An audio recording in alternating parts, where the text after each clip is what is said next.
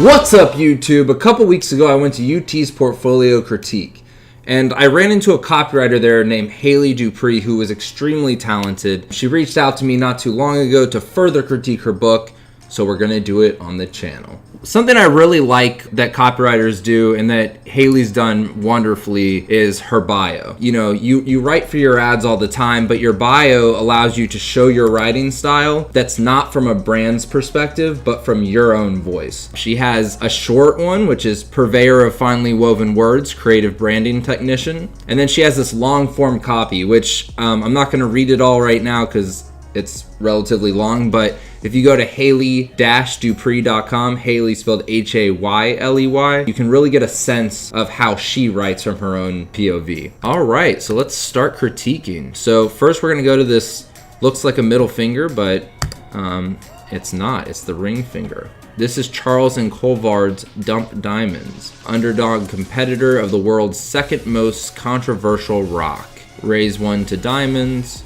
Celebrate the start of forever without a lifelong payment plan. For 1/8 the cost, moissanite has more fire and brilliance than a diamond. Choose value and let diamonds know what you really think. Okay, so it's a diamond alternative.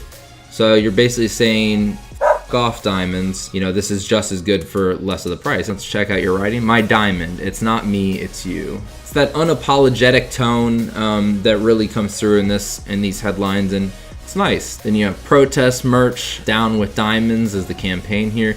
It almost feels like a slightly secondary campaign. I don't know who your art director is for this campaign, but I would say overall your photography could get a little bit more crispy. Right now it's a little bit pixelated, and it even looks like it has some like noise filter on it, which I would just scrap. On this one, like, you know, it gets very blurry. If you're trying to punch diamonds in the face, you don't want to look like that shitty alternative. You want to look like just as good of an alternative for less cost. Overall, cool campaign. We're gonna give Charles and Colvard a 7 out of 10. I like the idea. The font choices is pretty nice. I would just work a little bit on that photography. And this body copy that you have written, and you as the copywriter want your words to shine in the best way possible. It's a little too contained in the corner. And it gets really close to that bottom margin, so I would just be a little bit careful of how you rag that text. So next we're gonna go to Habitat for Humanity. Build a house for those around you, build opportunity for those in front of us, generations ahead. All right, long form copy, which is nice to see. So one thing I noticed, especially at the portfolio critique, is not a lot of people have long copy. And I get it, especially when you're teamed up with an art director. You want to showcase your campaign in the most minimal, simple way possible. Just be careful, because you want your book to be as diverse as possible from a copy perspective. So you don't want to just have headlines and be known as the person who can do a headline, or just have taglines and be the person that can just do taglines. You want to show that you have a broad range, and typically the long form copy is where you can really shine and show your voice or show the brand's voice. So I like that you were able to do that here with Habitat for Humanity. So let's just read one of these. Back in the days of memes and fossil fuels, there was a boy who dreamt of a career beyond Earth. Every night he'd look at the stars through his roof, not a skylight or a telescope. Actual holes in his roof. But from the springboard of a new family stronghold, he went on to snub the grasp of gravity. In building him a sturdy home, 2017ers helped launch my dad's dream and propel me, my sons, and grandsons forward. I like this a lot. This has almost a manifesto vibe, but does a great job of telling a story. Your basic campaign is that big things can happen for people down the line if we do something about it now. You know, people can make a real impact, and I like it. I think that it's smart. From an art direction standpoint, just looking at everything overall, the copy starts to feel a little jumpy.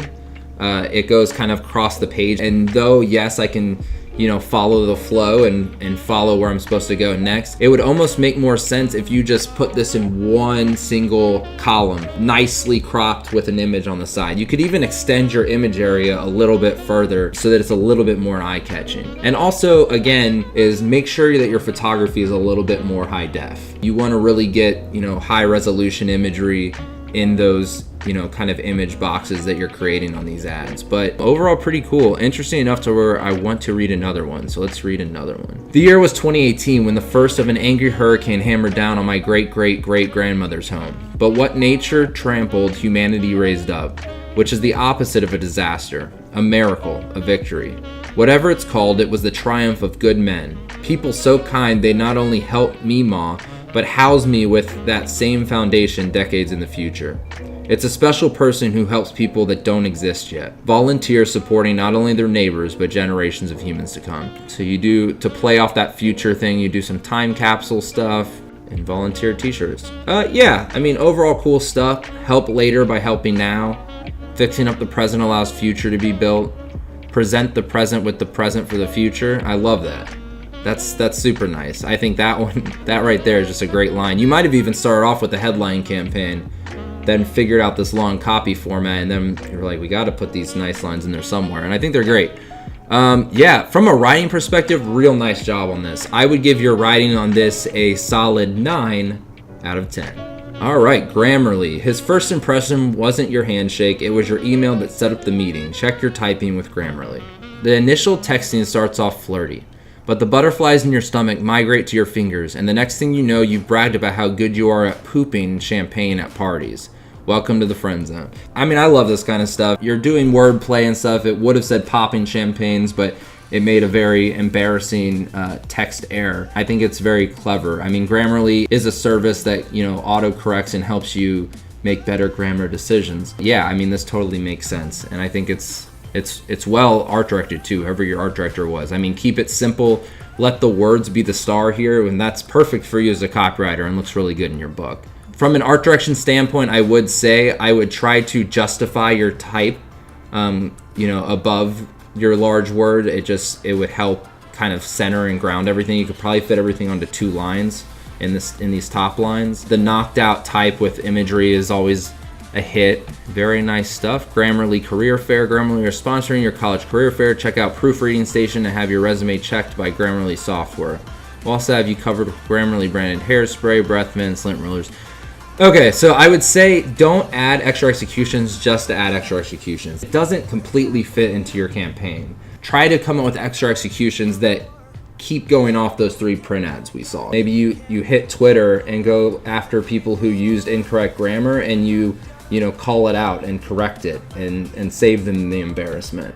Because that's basically what Grammarly is doing. With that being said, I would scrap the career fair thing and try to be a little bit more strategic about how you extend off of your campaign. But really nice stuff altogether. I mean, for the print ads alone, I would give this campaign a 7.5 out of 10. Dave & Buster's. Man, I used to love this place. Bringing back the original social medium, a place for making the moments you love to share. Enable face-to-face time. Laughs are better than LOLs. For best connection, go live. Putting social back into social. That's a great tagline. So this whole Dave & Buster campaign is basically saying that, like, leave the phone at home, get off social media, and go be social for real for a change. Disconnect to connect, live up the moment before the likes. Screens are better shared. The most satisfying notifications come in person. I mean, your writing is great. I would tell this campaign, I would say work on the photography, get your art director or you go shoot and just get a little bit more of a crisp picture. It is hard to shoot TV screens. They always get blown out, so sometimes you have to do some compositing to make it a little nicer, but really work on, a focal point. I think using depth of field is a great trick to make almost anything look good. If you have someone with an iPhone even that has portrait mode, you can accomplish it. So try to, switch this up a little bit. Also, the Dave & Buster's logo gets a little pixelated around the edges. From a brand perspective, they will kill you if their logo isn't pristine, clear, and just really great. So maybe work on that a little bit. Typically, I would tell people to not worry about making the logo too large, but here it might be important to bump up the logo size just a little bit. But I think your text size on all these ads are looking good. And the writing, again, fantastic. The insight and idea is great. So you have the concepting skills and you have the writing skills, and that's all that anyone wants to see when they look at a copywriter's book. I will give this Dave & Buster's campaign a 7.5 out of 10. All right, Gold's Gym. To the other gyms in America, handwriting is not an exercise. Toughen up. Empathetically, Gold's Gym. Wussiness. It won't get you far. Your wimpy gym isn't working out. That line is great. Your wimpy gym isn't working out. I love the double entendre off of working out, saying that, it's not working out for you, but also working out as the action at a gym. You get it. But yeah, I think that's super strong. This isn't gym class, and jungle gyms don't count. For real, come on, get your head in the game. So I think your wimpy gym isn't working out is a super nice line, and I think it's a nice umbrella for your campaign. What I would say is the rest of your lines aren't giving me enough of an idea of what the differentiator is at Gold's Gym. Like, why is it not working out?